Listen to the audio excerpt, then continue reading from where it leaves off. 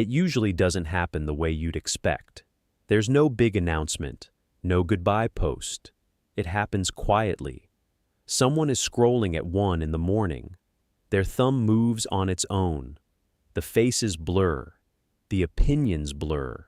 The advertisements blur. And then something stops. They look up from the screen. The room is the same. The phone is the same. But something inside them has shifted. A small voice asks the question they've been avoiding for years. Why am I doing this? For the people we're going to talk about, that question arrived on a glowing screen. And after that, they couldn't unsee it. The first thing they saw was the design. The little red dot that pulls your eye every time. The endless feed that never lets you reach the bottom. The pull to refresh gesture that feels exactly like a slot machine handle. The notifications timed just precisely enough to keep you coming back. They began to suspect that none of this was an accident, and they were right. Sean Parker, the founding president of Facebook, eventually admitted it. He said the entire system was built around one question. How do we consume as much of your time and conscious attention as possible? He said it was exactly the kind of thing a hacker like myself would come up with, because you're exploiting a vulnerability in human psychology. And then he said 5 words that haunted everyone who heard them. And we did it anyway. The people who quit heard him. They weren't just leaving an app.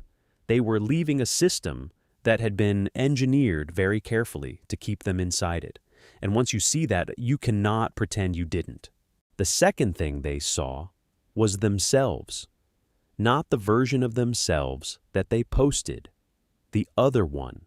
The one watching everyone else's lives and quietly drowning. Researchers call this seeing everyone else's highlight reels. Studies show that the more time someone spends scrolling, the more they believe other people are happier, luckier, ahead of them in a race they never agreed to enter. One study found that just 10 minutes on a feed produced measurably worse mood. 10 minutes. The people who quit started to notice they were doing this every day, sometimes for hours, comparing their behind the scenes to everyone else's front stage. And then they noticed something darker. The people they envied were often the most miserable. The brightest feeds often belong to the darkest insides. The quitters figured this out, and they couldn't look at the feed the same way again. The third thing they saw was the role they had been playing. The sociologist Irving Goffman said all human behavior is theater.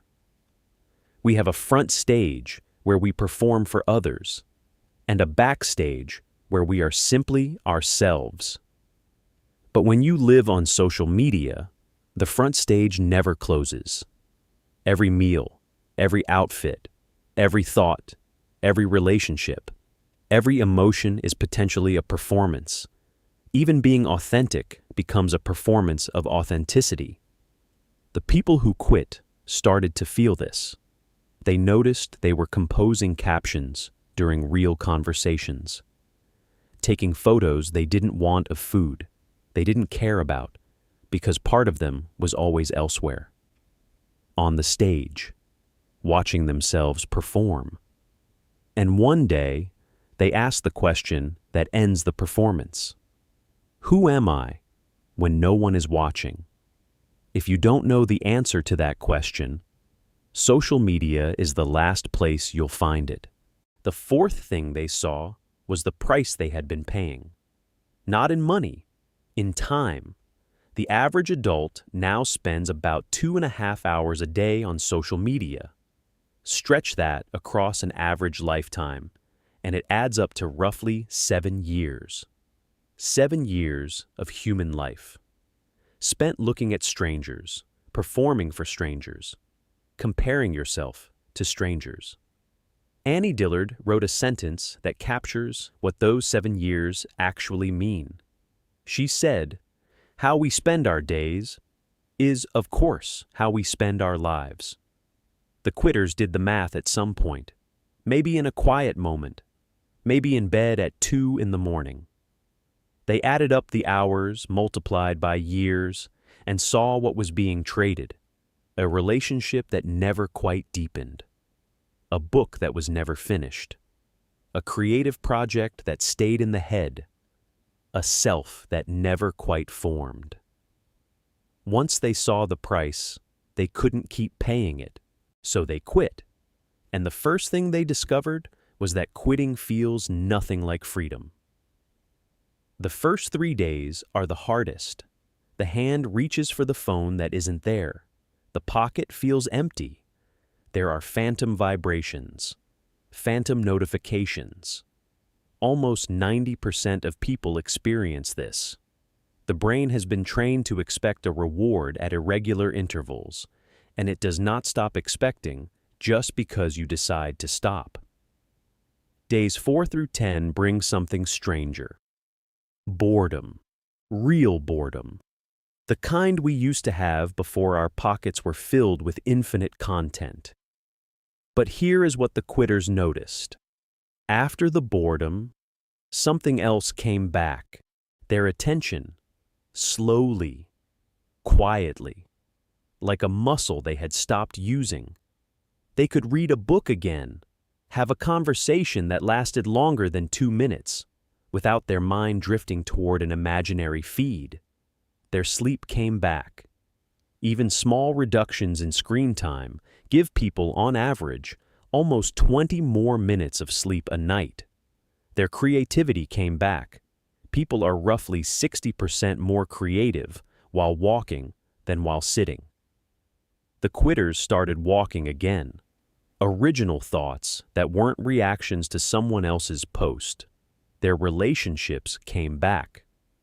Robin Dunbar's research shows we can only maintain about 150 real relationships, no matter how many followers we collect.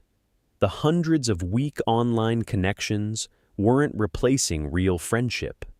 They were replacing it with something thinner. When they put the phone down, the few people who had always mattered came into focus again. And then, their mind came back.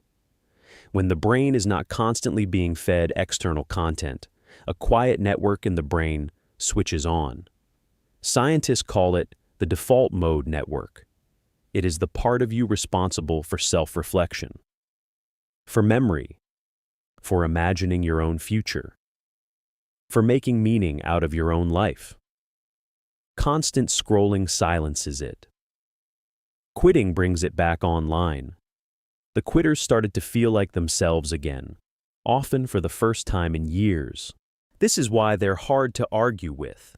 If you've never quit, you can list 100 reasons it's impossible. You need it for work. You need it for friends. You need it to stay informed. The quitters used to say the same things. But once you cross the threshold, you realize almost none of those reasons were ever true. They were the rationalizations of someone who didn't yet know what existed without the noise. The quitters aren't better than anyone else. They aren't smarter. They aren't more disciplined. They just saw something. And once you see it, it is very, very hard to look away.